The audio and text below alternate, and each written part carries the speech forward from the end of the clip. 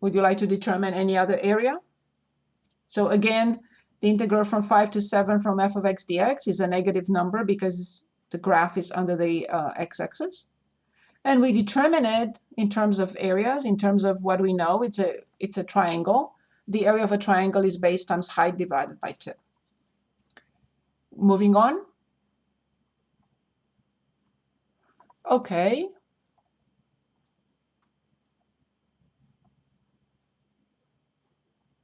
Where are my properties? Here they are. Okay.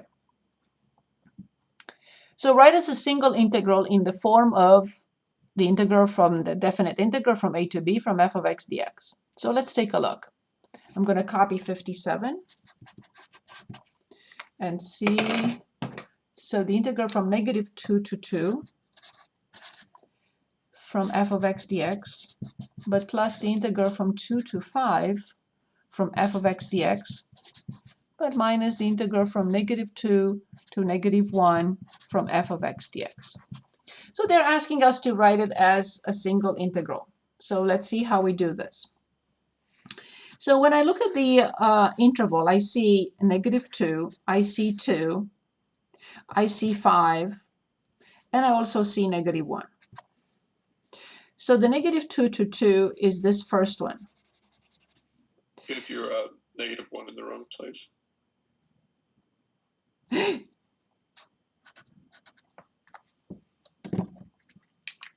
Thank you so much. Thank you so much. Thank you so much. Of course I do. And I keep telling my students not to do it. Sorry about that. So negative 2 to 2 is right here. 2 to 5 is right here. So this piece from negative 2 to 2 to 5 is definitely the integral, this piece, these two together, the integral from negative 2 to 5 from f of x dx. But then they're asking us to subtract this piece from negative 2 to negative 1. So subtracting this piece, so minus, I'm going to write it again, the integral from negative 2 to 5 from f of x dx minus the integral from negative 2 to negative 1 from f of x dx. What will that equal to? So we had this, but we have to subtract this.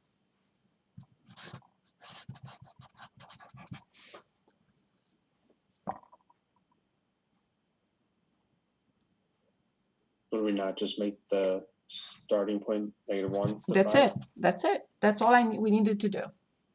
Excellent. Yes. Thank you. That's one of the properties. Now I would like to look at another one. Please choose. And also 60. Let's take a look. Whichever you prefer to look at more properties.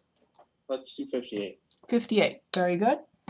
So in 58, we have the integral from 2 to 8 from f of x dx. It's 7.3. They're giving us the integral from 2 to 4 from f of x dx equals 5.9. And they're asking us to find the integral from 4 to 8 from f of x dx. Perfect. Again, the interval. So we have 2 to 8, and somewhere here we have 4. So the integral from 2 to 8, this one, this is 7.3. The integral from 2 to 4, this one, is 5.9. I'm not graphing anything. I'm just putting the number so we can see what this is. So it's basically asking us to find this one. I'm given 7.3. I'm given 5.9. What will be the integral from 4 to 8?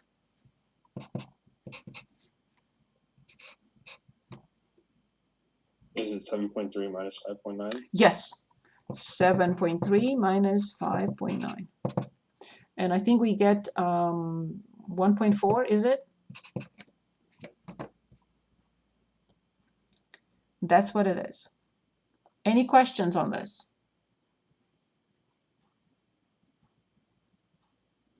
Any questions? Okay. Let's continue.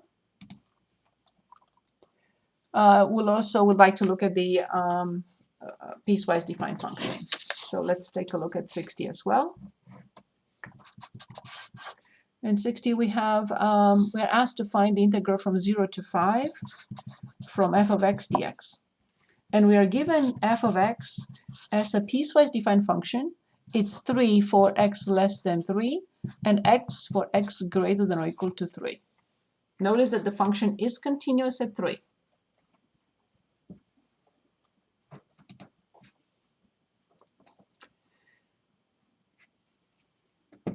Although for these situations it doesn't have to. But so what do you think about the integral from 0 to 5 from f of x dx?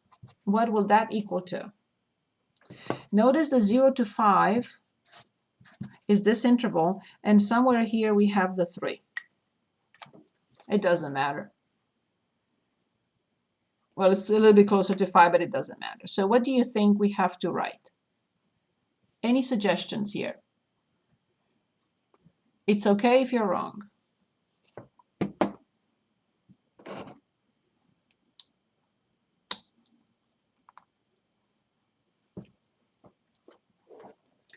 Anyone?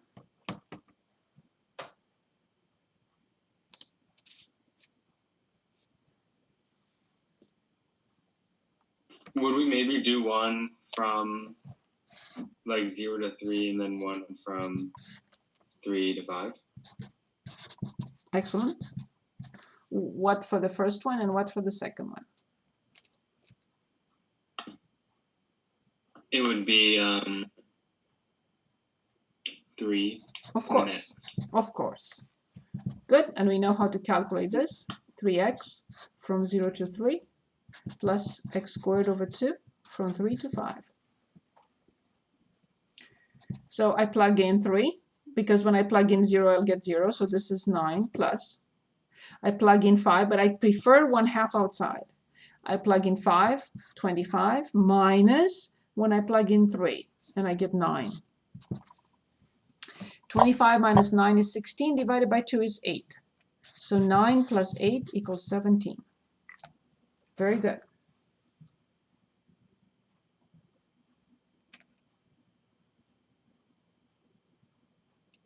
Any questions?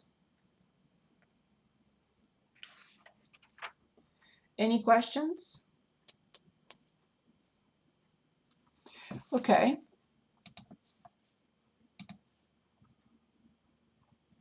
I will consider not 5.1 finished because I still would like to go back to some examples, but I can consider 5.2 finished so you can do the WebAssign. But I would like to look at one more property here. Okay. Use the properties of integrals to verify the inequality without evaluating the integrals. So I would like us to choose a problem from here.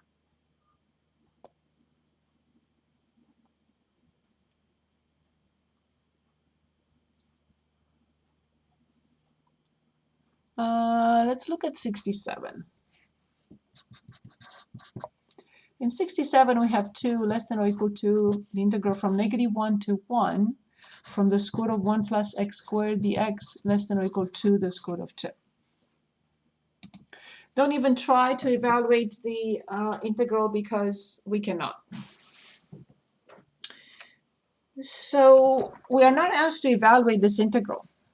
We're asked to slowly but surely, step by step, show that this is true. That's all they're asking us to do.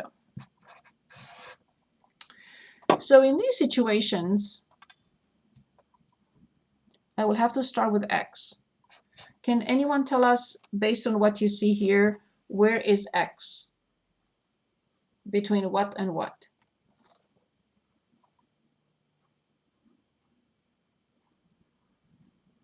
What is the interval for x?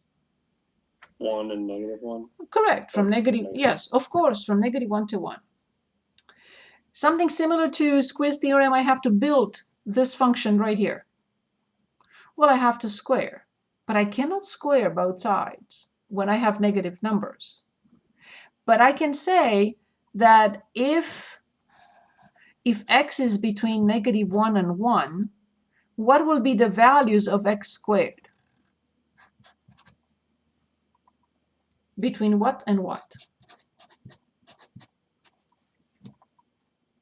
If x is a number between -1 and 1, x squared will be a number between what and what?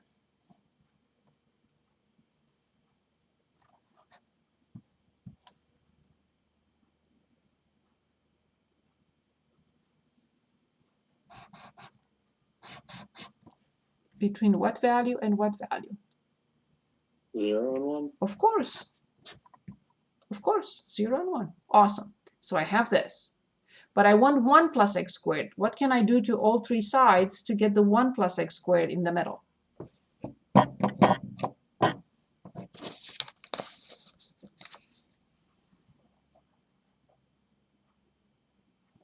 What should we do to all three sides?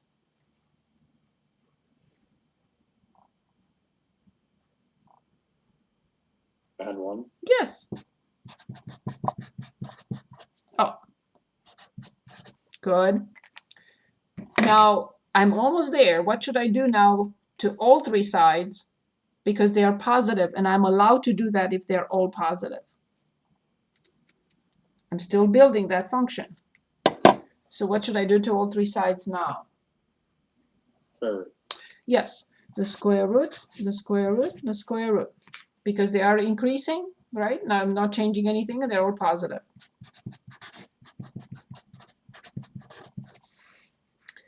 We had a property a few minutes ago that we just discussed. This one. A number, a function, and a number. So then I will apply the integral to all three sides.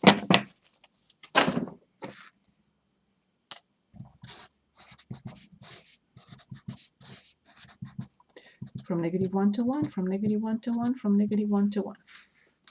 I have the middle clear.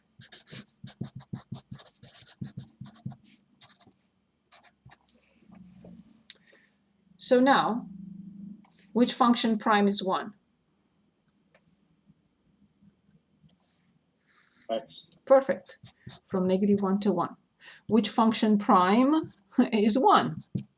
From -1 to 1. When I plug in 1, and then subtract when I plug in -1,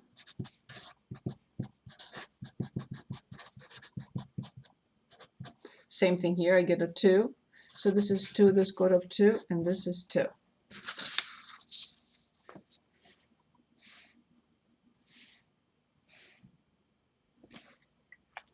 That was all we were asked to find.